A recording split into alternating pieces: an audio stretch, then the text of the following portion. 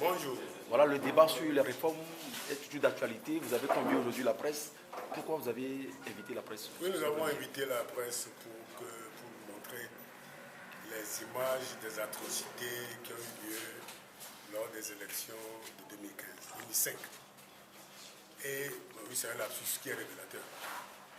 Et nous, c'est de 2015 parce que c'est un lapsus, effectivement. Nous montrons la presse pour que la presse touche du doigt ce qui s'est passé en 2005. Et que ce que les élections 2005 ont produit comme effet. Vous voyez, les effets sont là. Ce sont les images insoutenables. Et nous avons voulu montrer ces images aux journalistes pour qu'ils soient conscients de l'importance de l'événement. Nous avons montré les images vidéo également de quelques heures des 811 juillet lors des événements 2005. Et nous disons ceci, comme la CVJR le dit, comme l'accord politique global le dit, comme les évêques le disent, comme la communauté internationale le dit par l'entremise des ambassadeurs à au Togo, nous disons que ces réformes sont indispensables, qu'il faut les faire avant les élections, sinon nous avons assisté de nouveau à ce qui s'est passé en 2005 et ce que vous voyez sur les images et que vous avez vu sur la vidéo tout à l'heure. Et pour éviter cela, nous, ODDH, Organisation des droits de l'homme, nous disons, tant que nous n'avons pas la certitude de la non-répétition de ce qui s'est passé en 2005, il faut faire des réformes et que ces réformes s'appliquent dans toute leur rigueur, à savoir que les réformes sont d'application immédiate et s'appliquent à tout le monde. Maintenant, nous entendons dire des choses sur une application un peu confuse de ces réformes-là. Non, vous savez, je suis un juriste moi aussi, je suis professeur de droit. Sur le plan juridique, ces débats n'ont pas lieu, ça n'a aucun sens. Maintenant, si nous laissons de côté le débat juridique, et si des politiques se mettent d'accord pour faire un compromis politique sur un mandat supplémentaire ou sur une candidature supplémentaire à force d'aspect, ça c'est un autre problème. Mais qu'on n'essaie pas de l'habiller juridiquement. C'est comme si vous prenez des habits d'un fou que vous mettez pour aller à la messe le dimanche. C'est comme si vous prenez l'habit d'un fou pour aller faire votre mariage. C'est la même chose. Ce qui est proposé aujourd'hui, c'est comme l'habit d'un fou qui est proposé pour habiller une constitution qui est un bijou. Non. Non. C'est pour cela que je dis, je répète. Sur le plan strictement juridique, le Togo, si les réformes sont faites, lui ne peut faire plus de 2 mandats. Ça s'applique immédiatement à tous les événements qui auront lieu après, toute l'élection présidentielle qui aura lieu après l'adoption. Et l'élection 2015 aura lieu après l'adoption de ce texte. Ça s'applique. Maintenant, je le répète, si les politiques conviennent d'un accord politique autre pour faire un compromis parce qu'il y a des problèmes, oui, ils peuvent. Mais nous disons au DDH que même cet accord politique ne nous convient pas. Parce que, est-ce que cet accord politique va nous assurer la non-répétition de ce que vous voyez? Est-ce que l'accord politique, dans ces conditions-là, avec les élections dans les conditions, est-ce que nous assurera qu'il n'y aura pas les 811 morts qui a eu lieu en 2005? Pour nous, c'est rédhibitoire. Tout accord qui va aboutir à cela est rédhibitoire. À moins qu'il nous assure que cet accord-là va empêcher ces événements-là. À ce moment-là, on peut s'asseoir et discuter. Ah oui? Parce que nous, c'est ça qui est important pour nous. Nous ne voulons plus qu'il y ait une seule goutte de sang versée sur la terre de nos aïeux pour des élections. C'est clair.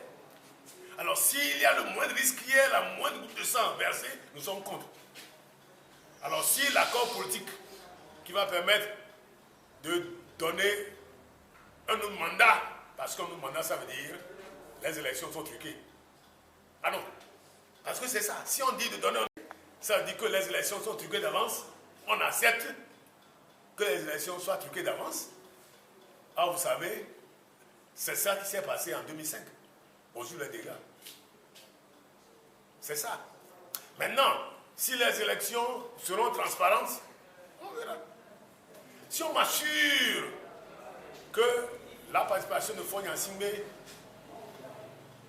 ne va pas générer ce qu'on a vu là, on peut discuter. Mais je vous dis, moi je n'ai aucune assurance. Rien. Aucune. Et je ne suis pas sûr qu'on pourra me rassurer, moi, qu'il n'y ait pas le moindre de sang sur le terrain. Surtout que ceux qui ont fait ça courent toujours. Ah, c'est ça. Parce que un des aspects, un des piliers de la justice traditionnelle que la CVJ avait mise en place, mise en œuvre, c'est il y a la vérité, ça n'a jamais été fait. Vous le savez.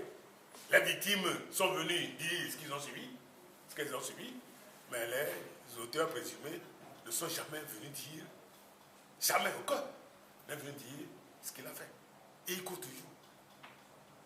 Donc la vérité n'a jamais été faite avec la CVJR, avec les travaux de la CVJR. Ensuite, il y a la justice. Justice, elle ne s'est jamais faite. À ce jour, depuis 2005, personne n'a jamais été jugé pour ce qui s'est passé en 2005. Nous avons introduit des plaintes au tribunal de Lomé, d'Atapamé, de Palimé, de Lomé, Atapamé et Amlamé. Ces plaintes n'ont jamais été même instruites par les juges qui dirigent ces juridictions. Pire, la Cour de justice de la CEDEAO, en juillet 2013, a ordonné à l'État togolais, lui a donné 6 mois pour juger de ces cas qui ont été soumis à la Cour. 6 mois. Et c'est Mme Nana. Oh, je suis très content que Mme Nana soit là. Moi, je suis content. Vous savez, parce que c'est elle qui a présidé la Cour, qui a donné 6 mois au Togo pour juger. En tant que médiatrice, elle est chargée de voir l'application des décisions de justice comme l'État dans tous les pays. Voilà. C'est pour ça que je suis très content. Moi, je suis très content que ce soit elle. Parce que je peux aller la voir, vous dire, Madame Nana, comment est-ce qu'on va appliquer ça? Vous avez adopté, vous avez présidé la Cour qui a donné à l'État togolais de juger les gens dans un délai de 6 mois. Il y a maintenant plus d'1 an que cette décision a été rendue à Abuja. Rien n'a été fait. Est-ce que moi personnellement, est-ce que la non-répétition, parce que troisième pilier, c'est la non-répétition. Est-ce que je suis assuré qu'il n'y aura pas de répétition? Alors que les bourreaux, les auteurs courent toujours. Quatrième pilier, c'est la dernière, c'est l'indemnisation. Est-ce que quelqu'un a été déjà indemnisé pour ce qui s'est passé en 2005? Ça veut dire que la justice traditionnelle, telle qu'elle a été conçue au Togo, n'a aucun sens. Elle n'a pas abouti. Elle a fait son travail. Monsieur Bariga les siens ont fait du bon travail. Ils ont invité les présumés coupables, mais qui ne sont jamais venus. Or, aucun test n'oblige ces gens à se présenter. Parce que vous avez suivi ça, chaque fois on dit, tuez pas des balles, des militaires, des gendarmes, des policiers, qui sont toujours en exercice, toujours en fonction. Mais oui, c'est ça. Ils ne s'étaient jamais allés. Ce n'est pas la faute de Monseigneur Bariga, ni des membres de la CVJR. Mais la non-répétition n'est pas assurée. Et c'est pour ça que je dis, tout ce qui peut donner encore lieu à ce qui s'est passé en 2005, nous sommes d'accord. Or, la candidature Fonya Singbe peut donner lieu à ce qui s'est passé en 2005. C'est pour ça Oui, que mais nous disons et face à ce lot d'impunité, quelles sont les dispositions que les EDF prennent pour que la non-répétition soit assurée? Ben, vous savez, nous ne pouvons pas, c'est l'État qui assure la non-répétition en mettant en œuvre les travaux de la CVJR.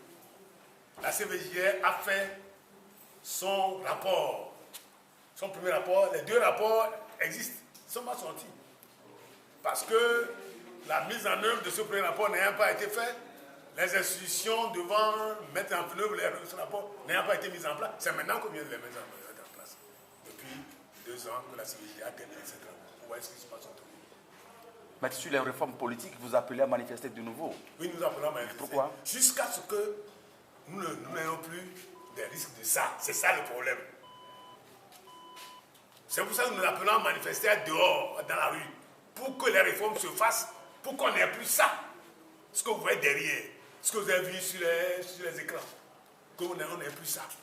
Parce que ça, les réformes, il y aura ça. C'est ce que j'ai dit. C'est pour ça que nous demandons au peuple de sortir. Jusqu'à ce que, de sortir à partir du 5 janvier, jusqu'à ce que ces réformes soient faites par l'Assemblée. L'Assemblée est actuellement saisie de ces réformes-là. Jusqu'à ce que ces réformes soient faites, nous serons dans la rue. Pourquoi des manifestations à l'intérieur du pays? Oui, à Lomé et sur toute l'étendue du territoire togolais. Pourquoi? Ben, la population togolaise, ce n'est pas Lomé. La population togolaise, c'est de Lomé jusqu'à Sécassé. Lomé ne compte qu'un million et quelques d'habitants. Le Togo compte 6 millions d'habitants. Alors pour bien montrer que c'est tout le Togo qui veut qu'il y ait des réformes. C'est ça que nous disons. Ce n'est pas seulement Lomé. Merci beaucoup. Je vous remercie.